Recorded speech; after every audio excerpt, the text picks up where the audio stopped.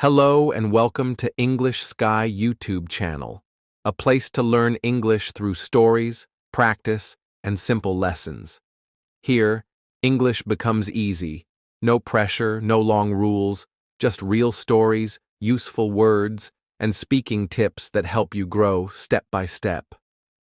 This channel is for beginners, learners, and anyone who wants to speak English with confidence.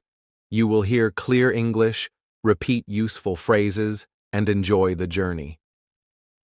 New videos come every week, including short stories, daily conversation practice, vocabulary tips, and speaking lessons. So, if you want to understand more, speak better, and enjoy learning, this is your home. Subscribe now and begin your English journey with us. Let's learn together. One word, one story, one step at a time. Chapter 1. The Day I Spoke Too Fast. My name is Rehan. I have made many mistakes in life, but one of them still lives in my heart. It was a small moment, a small sentence, but it changed something inside me. It taught me a lesson I will never forget. It was the day I spoke too fast. It was a normal day. The sun was out. The sky was blue. I was walking with my sister. Her name is Mariam. She is younger than me. We were going to the market to buy some fruit. She was smiling. She was telling me a story about school. I was not really listening. I was busy. I was tired. I had many things in my mind. Work, studies, life. She didn't know that. She said something funny. She laughed. She waited for me to laugh too. But I didn't. I looked at her and said, "Can you stop talking so much?" My voice was sharp. My face was serious. I didn't think. I didn't pause. I just said it. Her smile stopped. Her face changed. She looked down. She didn't say anything. The road became quiet. The cars passed. The people walked. But we said nothing. I looked at her. She was still. Her hands were in her pockets. Her eyes were on the ground. I felt something inside me. Guilt. But I didn't say sorry. Not yet. I thought, it's not a big deal. But it was. It was a big deal for her. We walked in silence. We bought the fruit. We went home. That night, she didn't come to my room like she always did. She didn't ask me questions. She didn't tell me more stories. She stayed in her room.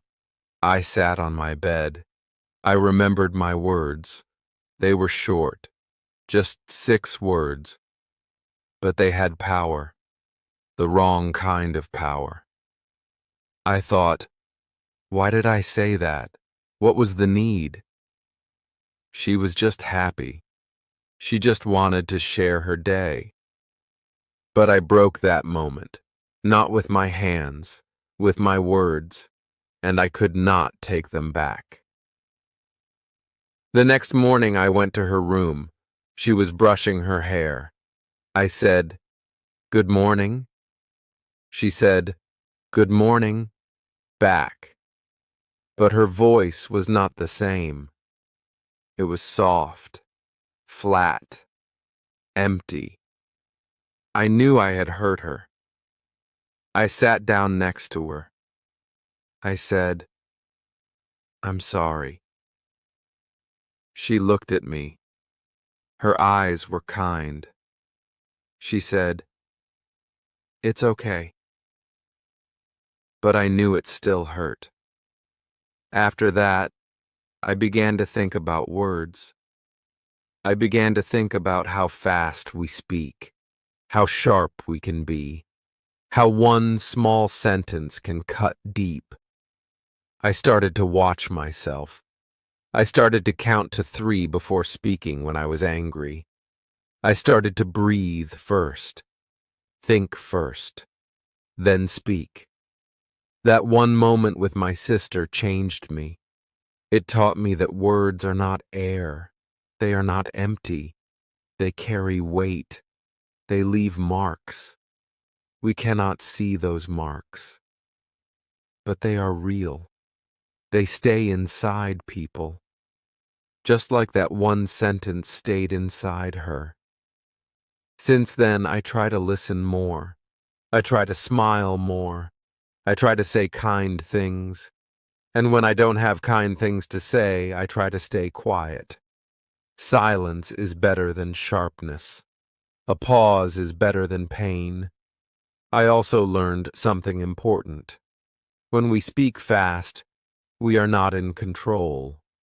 We are reacting, not thinking. But when we pause, we choose. And when we choose, we speak with care. We protect people. We protect ourselves. Now, whenever someone talks to me, I try to give them my full attention. Even if I am tired, even if I am busy. Because I remember that day. I remember Mariam's face. I remember her silence. And I never want to see that again. Speaking is easy, but good speaking is a skill. It needs time. It needs thought. It needs heart. That is why we must think and then speak, not just in English, but in every language, in every moment, with every person, because our words can build or they can break, and it is our choice. That was the day I spoke too fast, and it became the day I started learning how to speak right. Chapter 2. My first English mistake. I still remember my first English mistake. It is not something I can forget. It was small, but it felt big. It stayed with me for a long time. It made me scared to speak. But it also taught me something important. It taught me that it is okay to pause. It is okay to think. We don't have to speak fast. We just have to speak right. I was new in my English class. I was excited. I wanted to speak. I wanted to show that I knew something. The teacher asked a question. She said, "What do you like to eat for lunch?" I knew the answer. I wanted to say, "I like chicken." That was all. Just a small sentence. Easy. But my brain was fast. Too fast. I wanted to sound smart. I wanted to use new words. I wanted to speak like native speakers. So I said, "I eat children. Not chicken. Children." The class went quiet. Then someone laughed. Then everyone laughed. I didn't understand at first. I looked around. My teacher looked surprised. She said, "What did you say?" I felt hot. My face was red. I said, "I eat, chicken?" But it was too late. They were already laughing. I wanted the ground to open. I wanted to run. I wanted to cry. It was just a sound. One wrong sound. But it changed the whole meaning. I didn't mean it. But I said it. And they laughed. That night, I didn't open my book. I didn't do my homework. I sat in my bed and thought about that moment again and again. I said to myself, why did I speak so fast? Why didn't I think first? I knew the word chicken. I had said it many times, but I was nervous. I wanted to impress. I didn't pause. I didn't breathe. From that day, I was quiet in class. I listened. I watched. But I didn't speak much. I was afraid. I thought, what if I make another mistake? That fear became my friend. It followed me every day. I stopped raising my hand. I stopped trying. Then one day, the teacher gave us a short role play. We had to act like we were at a restaurant. We had to order food in English. My partner was a kind girl. Her name was Aisha. She smiled and said, "Don't worry, we'll go slow." I was scared, but I tried. I said, "Hello, I want, uh, I want to eat." And then I paused. I closed my eyes. I took a breath. I said, "I want to eat rice." She smiled. She said, "Good job." That was the first time I paused on purpose. I didn't rush. I didn't try to be perfect. I just tried to be clear. And it worked. The words came, not fast, but right. That day, I learned something very useful. Speaking English is not about speed. It's not about long sentences. It's not about hard words. It's about being clear. And to be clear, we must first be calm.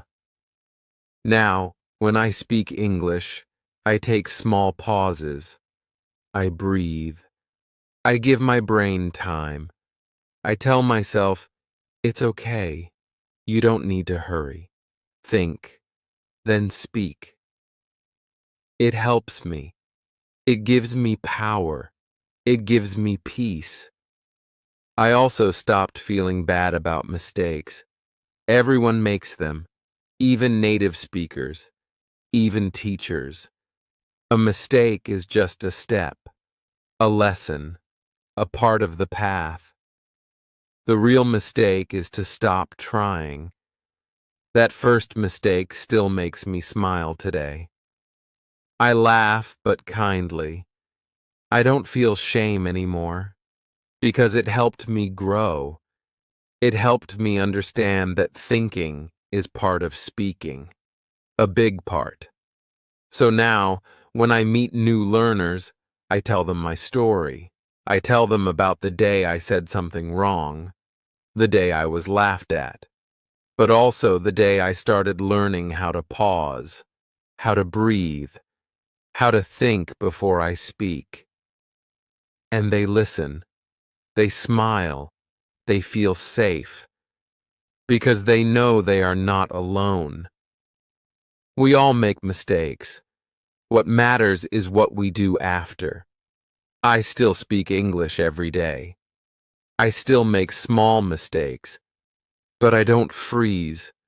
I don't panic. I just stop, breathe, and begin again. Because I know now, the best English is not fast.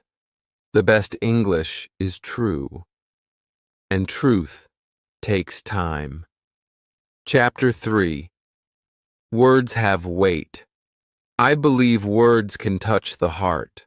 Not all words, not every word, but the right words, at the right time, can change a whole day. Sometimes, even a life. I remember one day very well. I was sitting alone in school. It was a bad day. I had forgotten my homework. I had failed a test. I was tired. I was angry at myself. I thought, maybe I'm not good enough. I looked down. I didn't want to talk. I didn't want to eat. I just wanted the day to end. Then a friend came and sat beside me. His name was Salman.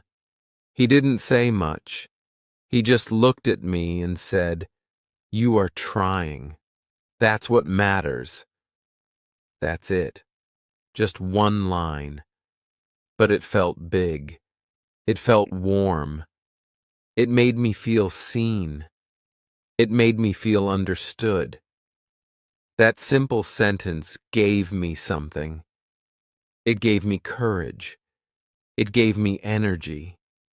It didn't fix my test. It didn't bring my homework back, but it fixed my heart. It reminded me that mistakes are not the end, that trying is enough, that someone believes in me. Words can do that. Words can lift someone up. Words can bring light to a dark moment. That's why we must be careful. Because the same way kind words heal, harsh words can hurt. There was another day. I had a small fight with my brother. He said something without thinking. He said, "You never do anything right." It was just a sentence, but it felt like a stone. It hit me hard. It stayed in my mind. For days I thought about it. I kept hearing that line again and again. I knew he didn't mean it. I knew he was just angry. But the words were already said. And once they were said, they couldn't be taken back. That's when I truly understood. Words are not small. Words are not light. Words are not just sound. They stay in the mind, in the heart, sometimes for years. Especially when we speak English, we need to be more careful. Because it's easy to say something wrong. It's easy to hurt someone without meaning to. One wrong word, one wrong tone, and the meaning changes. When I was learning English, I used to copy phrases from movies. I didn't always know what they meant. I remember one day I said to a girl in my class, "You talk too much." I thought it was funny. I had seen it in a film, but she didn't laugh. Her smile disappeared. She looked hurt. I wanted to explain, but the damage was done. Later, I learned the better way was to say, "You have a lot to say," or "I like how you talk." Words can be playful, but they must be kind. Words are not only for meaning, they are also for feeling. People remember how you made them feel. Now, I think before I speak. I ask myself, will this make someone smile? Or will this hurt? I don't always get it right, but I try. That is the difference. When I speak English now, I use simple words, but I use them with care. I say things like, "You did well." "I like your idea." "Thank you for your help." These are small, but they are powerful. They make people feel good. And when people feel good, they open their hearts. They speak more. They trust more. In school, at work, at home, words are everywhere. So we must use them like tools, not like weapons. If we don't think, we may break something. A friendship, a moment, a heart. But if we think, we can build something. A smile, a bond, a memory. Sometimes we don't need big grammar. We don't need fancy words. We just need to say the right thing. "I'm sorry." "I'm proud of you." "You can do it." These are not difficult. but they are deep. They go straight to the heart. So I tell myself every day, speak, but speak with care. Speak, but speak with heart. Because words have weight. They are not just air. They are not just noise. They mean something. They stay with people. They stay with us. Now, when someone talks to me, I listen first. Then I think. Then I speak. That small pause makes a big difference. It helps me say the right thing. It helps me be kind. It helps me be true. Because I know now, words are powerful, and I want my words to do good. Chapter 4. The Pause That Helps You Speak. I used to think silence was a bad thing. I thought it meant I didn't know the answer. I thought it made me look weak. So I tried to speak fast. I rushed my words. I didn't stop to think. I wanted to sound smart. I wanted to speak like native speakers. But the truth was, I was afraid of silence. One day, I was watching a video. It was a man from America giving a speech. He was confident. His voice was calm. He was talking slowly. But what surprised me was something small. He paused. He stopped between his words. He said, let me think. And then he smiled and continued. No one laughed. No one thought he was weak. In fact, everyone listened more carefully. That small moment opened my eyes. I thought, maybe silence is not a problem. Maybe it is part of speaking. I started to notice it more. Native speakers pause a lot.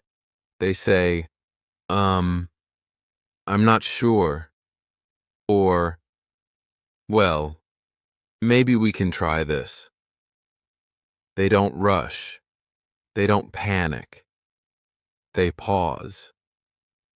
It was different from what I was doing. I was trying to fill every second with words. I didn't want people to think I didn't know English, but I learned something important. Pausing is not a mistake. It's a skill. So I started to practice it. The next time someone asked me a question in English, I didn't answer right away. I took a breath. I said, that's a good question. Then I gave my answer. It felt strange at first, like I was taking too long. But something changed. My words came out better. My sentences made more sense. I was not just speaking. I was thinking. That pause gave me space. It gave my brain time. And slowly, I became more relaxed. I didn't freeze anymore. I didn't feel afraid. Because I knew I had a tool, a pause, a simple pause that helped me speak better. In class, my teacher asked, "What do you think about this story?" I looked down for a moment. I said, I think it was interesting, but a little sad. My voice was slow, but I didn't stop. I didn't rush. The teacher smiled. She said, "Good answer." I felt proud. Not because it was perfect, but because it was honest, and it came with care. Now, when I speak English, I use little phrases to help me pause. I say things like, "Let me think," I'm not sure, but maybe, well, it depends. Hmm, I think so. These are soft phrases. They give me time. They help me stay calm. They also help the listener know I am thinking. And thinking is not a problem. It is power. I also noticed something else. When I paused, other people listened more. They gave me space. They waited. Because when we speak fast, people can get lost. But when we speak slow, with pauses, they follow. They understand better. It's not just good for us, it's good for them too. One day I was helping my younger cousin with English. He said, "But I don't know how to say long sentences." I told him, "You don't need long sentences. You just need a little pause. Say something simple, then stop, then say more." He tried it. He said, "I like pause to play football, pause with my friends." It was not fast, but it was clear. He smiled. I smiled too. Since then, I tell every learner I meet, don't be afraid to pause. Don't be afraid of silence. Silence is part of speaking, just like breathing is part of singing. It gives you control. It gives your words meaning. I also practice this when I'm alone. I talk to myself. I look in the mirror and say, "Good morning. Today is Wednesday." I wait between words. I hear myself. I understand myself. That's how my fluency grows. Not in speed, but in silence. Sometimes I still feel nervous. Sometimes my words still get stuck. But now, I know what to do. I stop. I breathe. I say, "Hmm." And then I continue. Because I've learned that the pause is not a stop. It is a bridge, a soft step, a moment to choose the right word, the kind word, the true word. Speaking English is not a race, it is a journey. And on this journey, silence is not the enemy. It is the friend that walks beside you. It is the space that helps you think. And thinking is the first step to speaking well. So now, every time I feel the rush, I remind myself, pause, breathe, think, then speak. That small pause has become my secret, and I carry it with me every time I open my mouth. Chapter 5. From Reaction to Response. There is a big difference between a reaction and a response. They may sound the same, but they are not. A reaction is fast. It is loud. It is full of emotion. A response is slow. It is calm. It is full of thought. And when we speak in English, this difference matters more than we think. I learned this lesson on a normal morning at school. We were sitting in class. The teacher had given us a small group activity. We had to choose a topic and give a short speech in English. I was in a group with 3 other students. One of them was a boy named Hamza. He was clever, but he was also quick to speak. We started discussing our topic. I said, "Maybe we can talk about saving water." Another girl said, or we can talk about food waste. Then Hamza said, no, those are boring.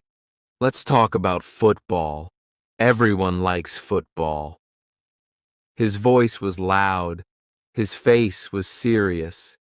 He didn't ask. He didn't wait. He just reacted.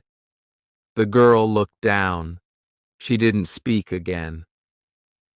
I said, I don't know much about football. Hamza crossed his arms and said, then don't speak. Just listen. That sentence hit me hard. It was not just rude. It was sharp. The mood of the group changed. It became cold, silent. The teacher walked by. She asked, is everything okay? No one answered. The group was broken, not because of the topic, but because of one reaction, a fast reaction, a careless one. Later that day, the teacher gave another task. This time, we were in different groups.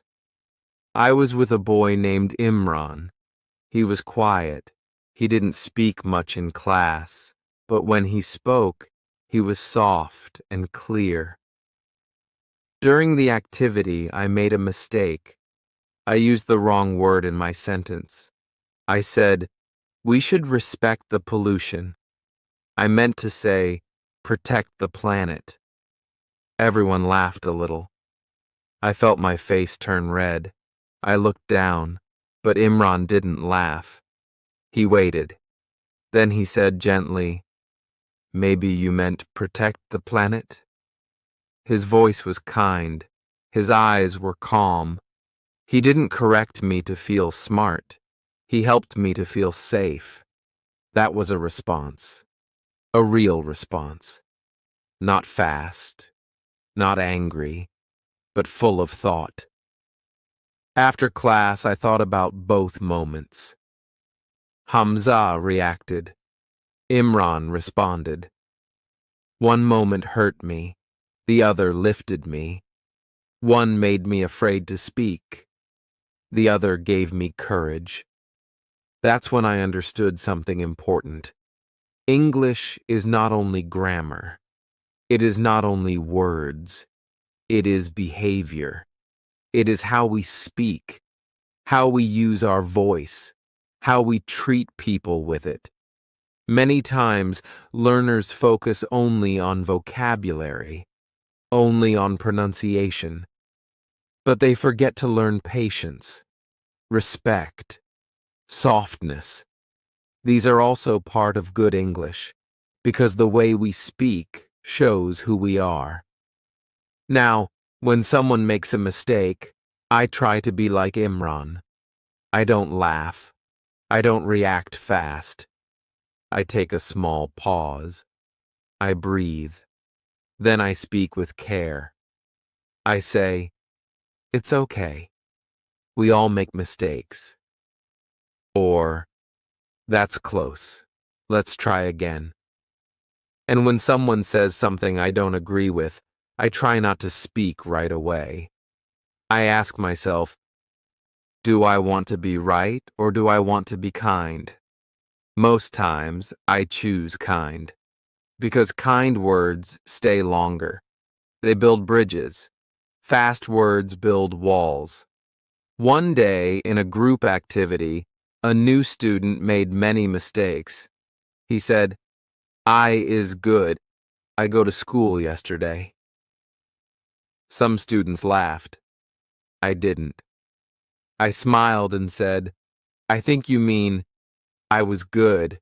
I went to school yesterday. You're close. He smiled back. He nodded. He tried again. This time, his voice was stronger. That was a moment of response. And it worked. I keep learning this every day, not just in class, but at home, at work, in life. When someone says something rude, I don't speak back right away. I think. I ask myself, What is the best thing to say? Not the loudest, not the smartest, but the best. Because words can fix, or they can fight. And I want my words to fix. Speaking English is not just about fluency. It's about behavior. It's about how we make people feel. If we speak with care, people will listen. If we speak with thought, people will respect us. So I say to every learner, slow down, don't react, respond, breathe before you speak, feel the moment, think of the person, then use your words, not as weapons, but as gifts. That is the kind of English the world needs, and that is the kind of English I want to speak.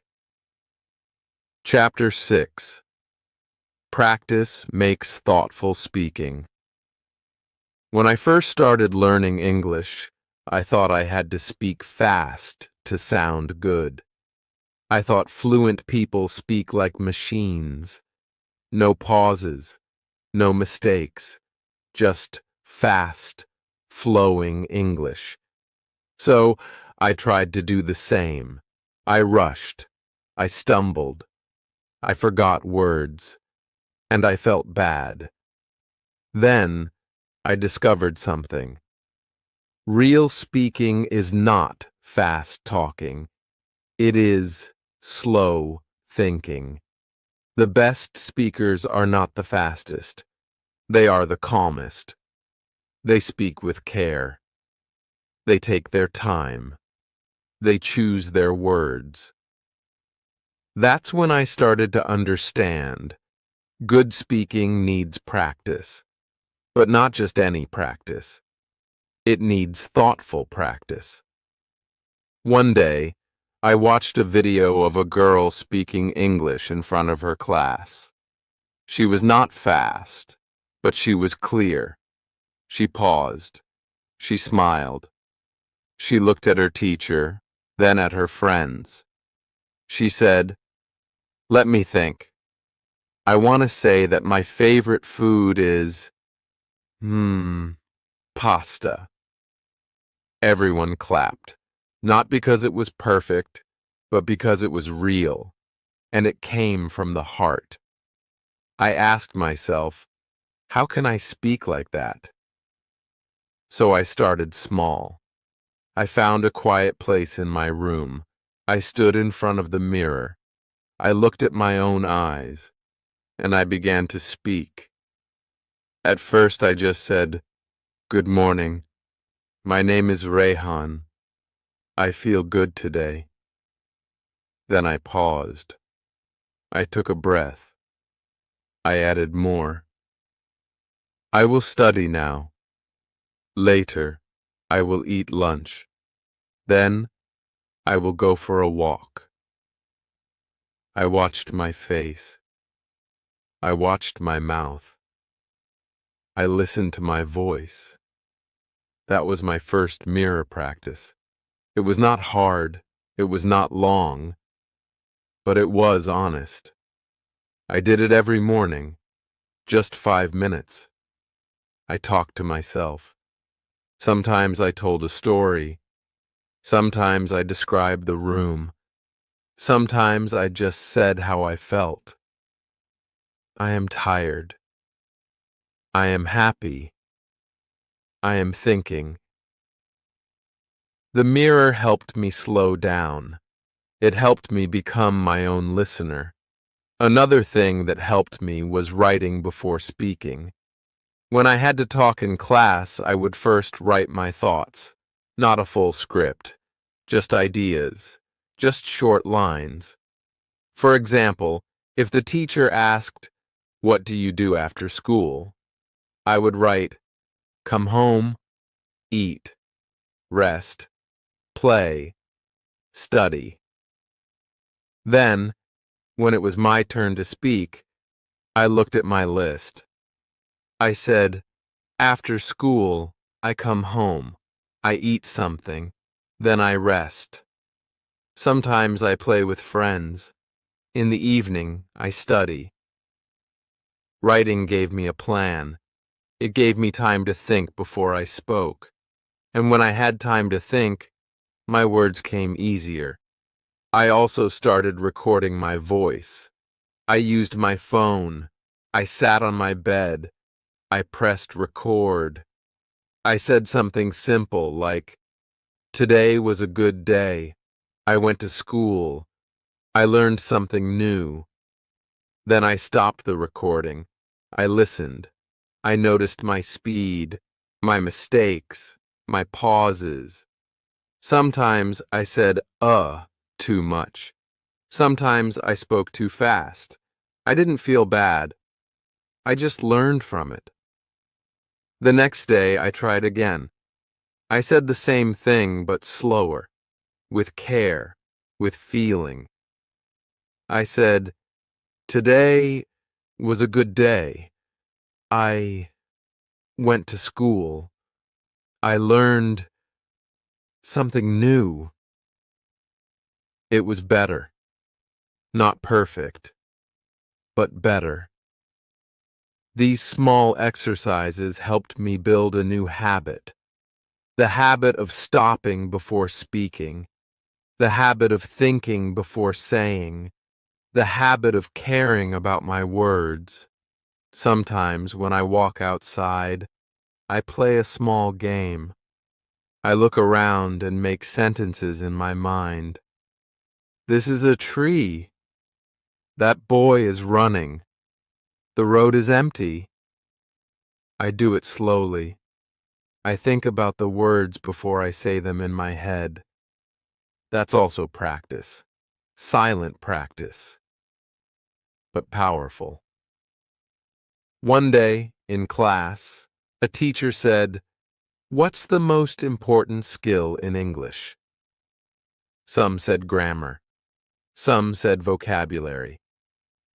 I raised my hand and said, "Thinking." The teacher smiled. She said, "That's a smart answer." And I smiled too, because I knew how hard I had worked to learn that truth. Now, when people ask me, "How can I speak English better?" I tell them this: stop, think, then go. Speak with thought, not with rush. Slow is strong. Because speaking English is not a race. It's a conversation. It's about connection, and connection needs care. So every day I still practice. I look in the mirror. I write my ideas. I record my voice. I speak with pauses. And I tell myself, you don't need to be fast. You just need to be true. That is how thoughtful speaking begins. Not in a classroom, not in a test, but in the quiet moments, in the mirror, in your notebook, in your heart.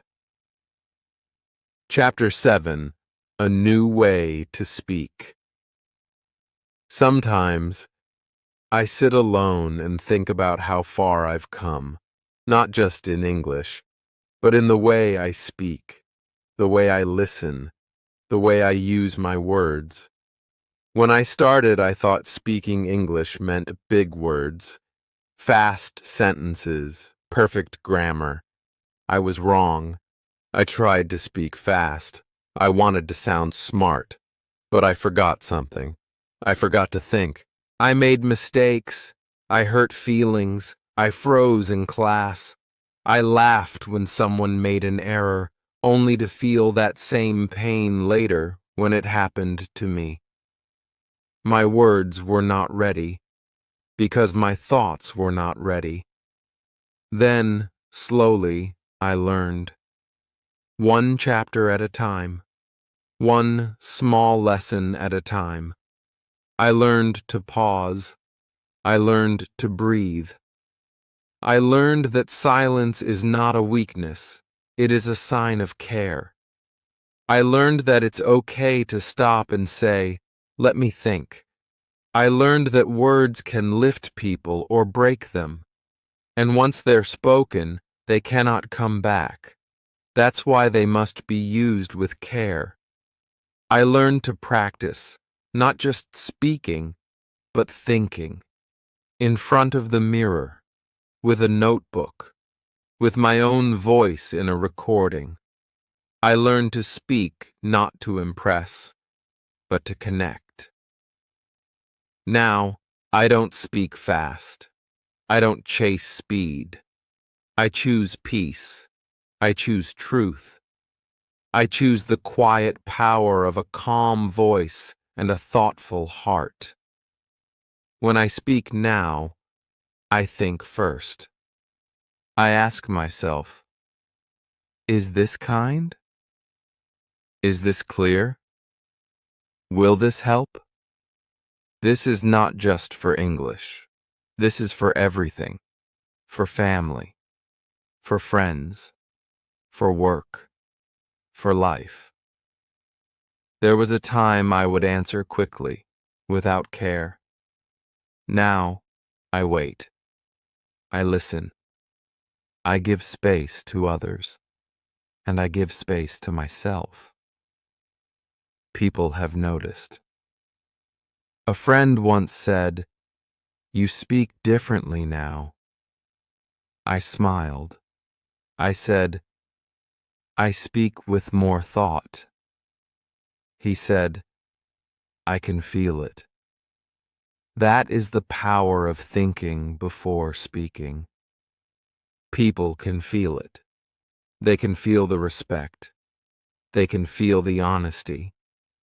And when people feel that, they trust you. They listen to you. They open up. This is not something you find in a textbook. You don't learn it in one day, but you learn it with time, with practice, with care. Now, when I hear someone speak too fast, I understand. I was there once too. I don't laugh. I don't judge. I just want to tell them, you don't need to rush. Your voice matters. Let it grow, slowly. I believe that thoughtful speaking is a kind of strength. It's quiet. It's soft. But it's strong. It makes people feel safe. And it makes you feel calm. English is not just a language. It's a bridge.